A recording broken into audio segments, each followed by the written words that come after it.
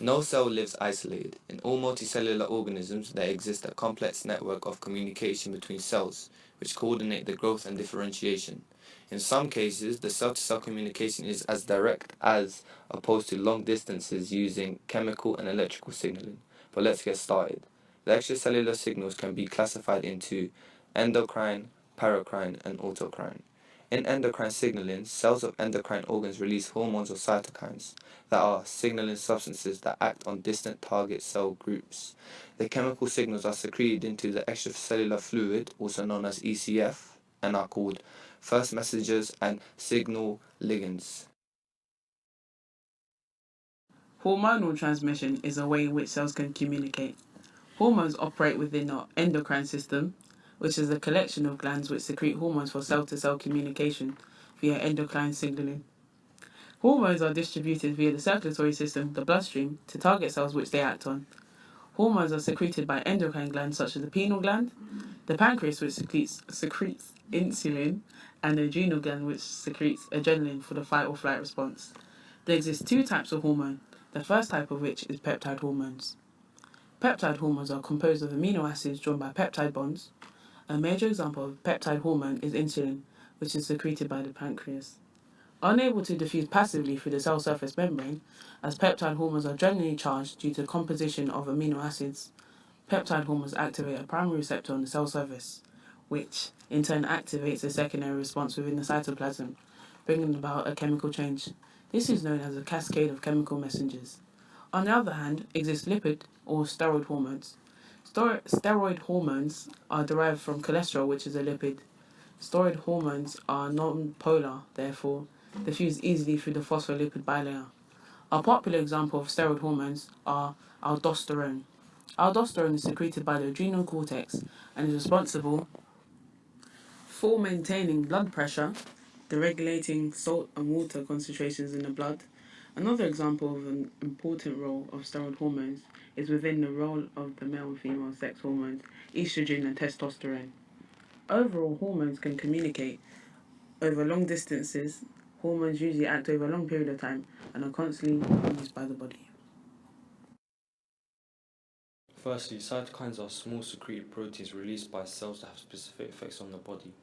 Cytokines are redundant in activity, meaning similar functions can be stimulated by different cytokines. Cytokines are often associated with various immune modulating molecules, and the names of these different molecules include lymphokines, monokines, chemokines, and interleukines. So overall, cytokines primarily regulate cellular activity in a coordinated interactive way in the body. In the paracrine signaling, the target cell is located in the vicinity of the cell signal, and the substance that acts as signal acts on the group of adjacent target cells. This communication is similar to the gap junction. Gap junctions are pore-like structures, therefore allow the movement of molecules. The various molecules that move through the cytoplasmic bridge consist of CAMP, calcium ions, and ATP. The connexons are embedded across the intracellular space. This is what a gap junction is made of. However, what makes a connexon is a connexin. Also, there are 6 connexins. They are also known as subunits. Therefore, 6 subunits of a connexin make a connexon. Each complex that is formed is also known as a connexon, and it is characterized by 4 transmembranes. These are embedded across to allow more than one gap junctions to transport a certain type of molecule. Gap junctions fluctuate between opening and closing. Gap junctions allow chemical and electrical signaling between adjacent cells quickly. Furthermore, this is the only gap junctions which allows both types of signaling. In addition, gap junctions are present in most muscle tissues, but are most notable in heart muscles and heart cells. Heart cells, this is most noticeable because heart cells will need to beat in unison to pump blood around the body. However, the limitations of a gap junction is that if the molecule is too large to pass through, it will not be communicated through. Paracrine signaling is characterized by a cell that acts simultaneously as signal and target. Cells respond to substances that have freed themselves. The cells in culture respond to growth factors that they themselves produce.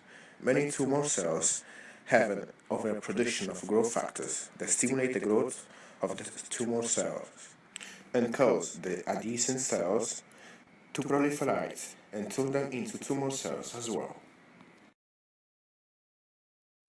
The nervous system can be split into two main sections: the central nervous system, CNS, and the peripheral nervous system, PNS.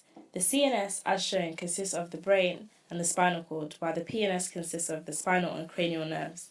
The PNS can also be divided into motor and sensory neurons. Motor neurons divide into autonomic or involuntary and voluntary responses. The sympathetic nervous system increases the heart rate, releasing neurotransmitter called acetylcholine. The parasympathetic nervous system essentially calms the SNS by slowing the heart rate down. The reflex arc is an autonomic response made to protect the human body from dangerous stimuli. This includes blinking as it protects the eye from dust that could cause irritation. Reflexes are involuntary as they normally bypass the brain, meaning you don't think before you react. The reflex arc includes receptors, sensory neurons, relay or intermediate neurons, motor neurons, effectors. The diagrams on the right show what the three main types of neuron look like. The sensory neuron has a cell body located close to the source of the stimulus. The sensory and motor neurons have long myelinated axons that allow impulses to travel rapidly. Relay and motor neurons are highly branched to increase the surface area for faster transmission. The graph on the left shows the course of an action potential, which typically occurs over 3 milliseconds. The first step is resting potential, where the voltage is minus 70 millivolts. This figure is maintained by the sodium-potassium pump, pumping 3 sodium ions out and 2 potassium ions in by active transport. The next step is depolarization, where voltage-gated sodium ion channels open due to the potential difference between the outside and the inside of the cell. The inside of the cell becomes less negative as more sodium moves in, and the number of open channels increases once the threshold potential is crossed. Repolarization is the third step. At this point, voltage-gated sodium ion channels close and voltage-gated potassium ion channels open, so potassium ions flood out into the tissue. This causes all channels to close as the outside of the axon is very negative, leading to hyperpolarization. The final step before resting potential is established is refractory period.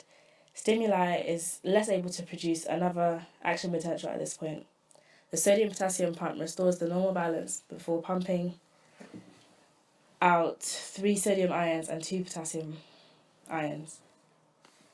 Transmission across the synapse occurs in reflexes as well as voluntary responses in the SNS and PNS. Initially, an action potential arrives at the presynaptic neuron, causing sodium ions to flood out into the neuron. The influx of sodium ions causes a change in the voltage, which in turn causes voltage-gated calcium ion channels to open, letting calcium ions in. Calcium stimulates synaptic vesicles that contain acetylcholine. The neurotransmitter leaves the neuron by exocytosis and diffuses across the synaptic cleft, binding to receptors in the postsynaptic neuron, allowing the action potential to continue travelling. During cell-to-cell communication, there's a protein molecule called a receptor that can be found on or in the target cell. This receptor receives the chemical signal.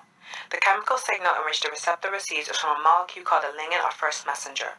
Types of messenger or ligands include peptin, neurotransmitter proteins, and hormones. When a cell undergoes cell signaling, 5 actions occur. First, the cell that is going to release the signal, called the signaling cell, first synthesizes the signal. After the signal has been made, it is then released and it travels until it reaches the target cell. Receptors on the target cell detect the signal.